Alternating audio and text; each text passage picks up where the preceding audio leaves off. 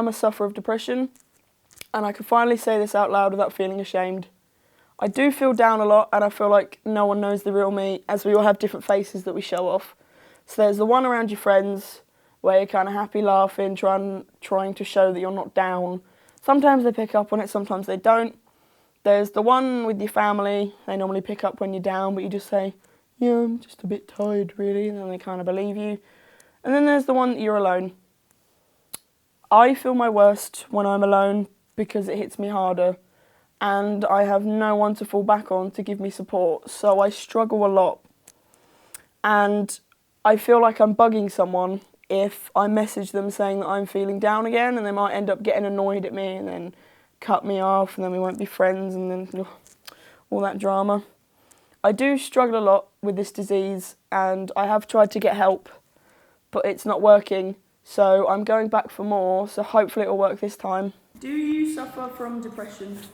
No, I mean, I did, like, not officially, but like people have like told me that I might have, but I never got like officially diagnosed. But I thought it was more breathing issues. But my mum and my dad both do. Yes and no. Yeah. I'd say so. No. I'd say I have down periods. Like I don't know really what depression would count as. I do. I don't know, it's sort of like empty. Can you describe what it feels like? I think the way a lot of people, the most stereotypical way I can think of is more of a type of dark hole. It's kind of hard to describe, but I would personally describe it as when you're swimming along in the ocean and then all of a sudden some massive rocks come crashing around you and you don't know why. Well, it doesn't really feel like anything. It's the lack of feeling. You know, you get up in the morning, you don't really know what to feel. It's just everything seems to be kind of numb. When you're depressed, it doesn't necessarily mean that you're down all the time. It generally means that when you do go down, it's really difficult to get back up. You feel really low. Down periods, I guess. Not in exact words. I suppose it's like it's a deep-set apathy, I suppose, a kind of postmodernism joke. Does this affect like your social life, and did it affect you at work and that kind of Yeah, stuff? definitely. Socially, when I'm okay, I'm really outgoing, I'm a really sort of quite social creature. When I'm suffering, when I'm having a real bout of depression, I don't like to go out, I don't like to socialise. It doesn't really, because when you're with your friends, it makes you happy and it sort of takes the troubles away. Definitely, I would say it's kind of formed me into more of an antisocial type of person.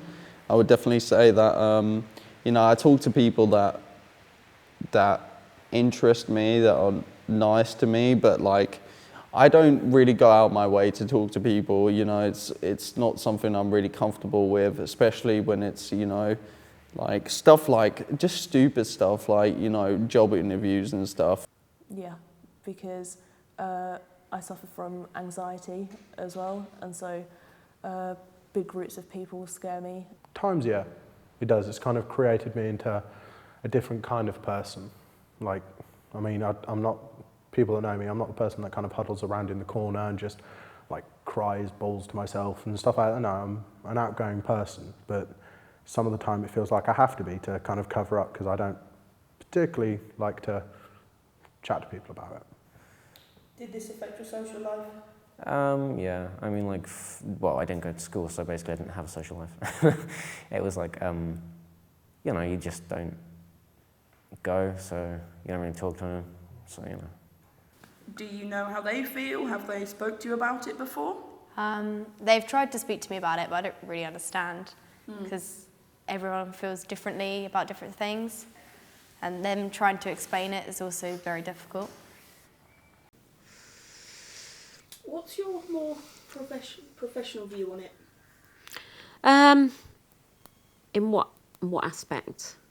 So, like, doctors have different views on it than people that actually suffer from it, if that makes sense. Yeah, well, depression, I mean, a lot of people can say, oh, I'm depressed, but It just basically means, I mean, I wouldn't sort of make that a chuck away comment. You know, you can feel depressed and not be clinically depressed, and you can feel really low, and you can have all those struggles and you can have all those anxieties, but it's when it starts to interfere with your daily life, and work is an example of that.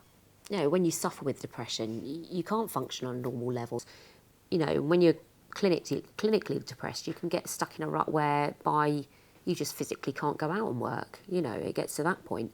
And that's where it's difficult, because you can have, you know, I believe in a two-pronged effect. I think antidepressants along with CBT or some sort of therapy is the way forward. I don't think one, you know, I think one without the other. You know, basically the tablets are treating the symptoms. They're not getting to the cause. So the tablets treat the symptoms.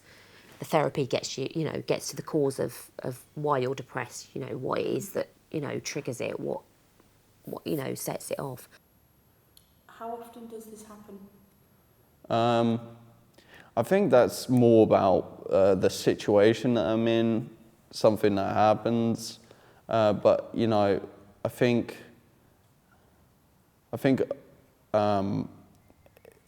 probably about once a month, when shit gets really bad and it's just like you can't take it type of thing. So yeah. Almost every day. Most nights. It's always when I'm alone. Well, rarely when I'm with other people. I'll have off days, but it's mostly it comes out when I'm alone, because it's like I get the feeling no one's there, really kind of there to support me. Depends. I mean, for the most part, it's I can kind of tell it's like I'd say on a 2 monthly basis. So in 2 months, so I'll go 2 months, and you know everything's fine, and then you can kind of. It takes longer sometimes, but you feel in the back of your head like the kind of slow build, like a kind of storm, and then afterwards it hits. So, as you said earlier that you had depression, do you think this has affected your children in any kind of way, if you don't mind me asking? I think so, yeah. I mean, I was diagnosed with depression 20 years ago. I think it definitely has an effect on your children. I mean, I've always put my children first, but children pick up on the parent's mood, especially the parent they spend most time with. So, you know, if I have periods of being sort of quite low, my children are going to pick up on that. It's going to cause anxiety. I think, I don't think it's all negative. That has had some negative effects. You know, my children both suffer with anxieties. They both, you know, suffer with stress, but also they're very empathetic to other people with mental health issues, which I think is a real positive. You know, I've always been quite honest about my depression. It's not something I'm ashamed of. You know, it's what's made me who I am, you know. But it's good that my children see that I'm dealing with it. You know, I am taking medication. When I have really low points, I do have therapy. You know, I do those things.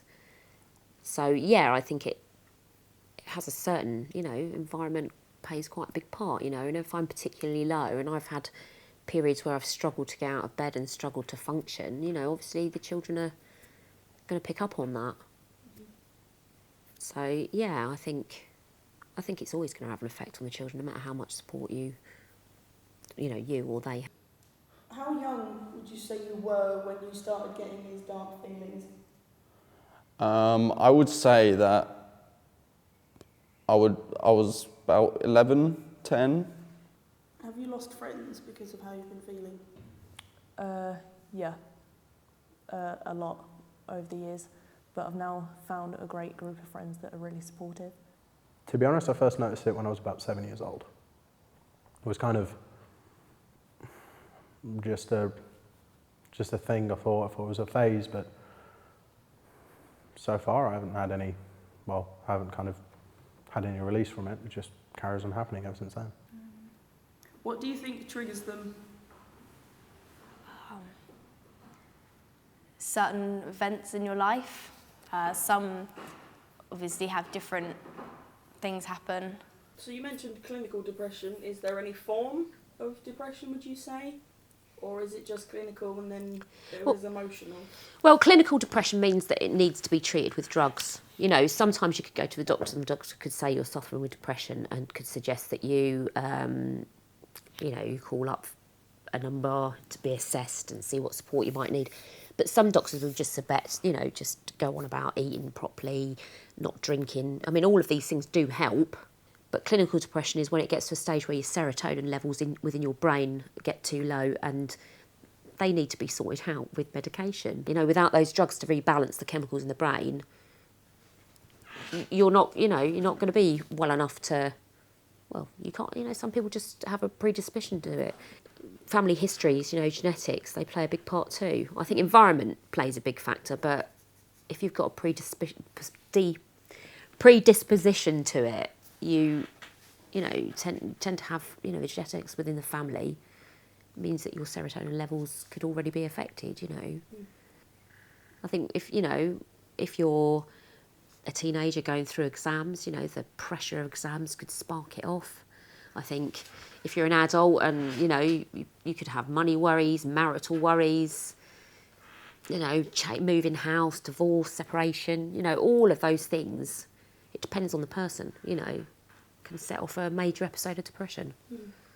Can I ask you one more question? Yeah. And you don't have to answer this if you don't want to.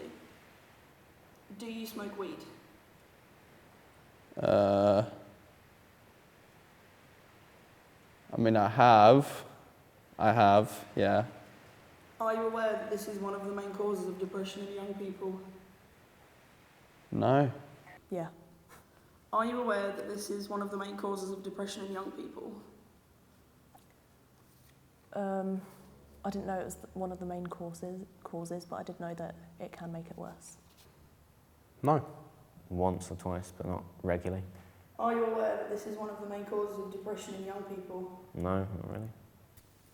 Is there anything else you could say about it? The one thing I could say about it is if you ever, don't be afraid. If you come across a friend or a family member that's suffering with depression, don't be afraid of it. You don't have to be a professional. But, sometimes it's just listen to them, just be there for them. I just want to say, if you have depression, you can get through this. Times will be tough, I know from past experience, but you will be okay. It's alright to be sad, you will have down days and you will have up days, that's just the nature of this disease.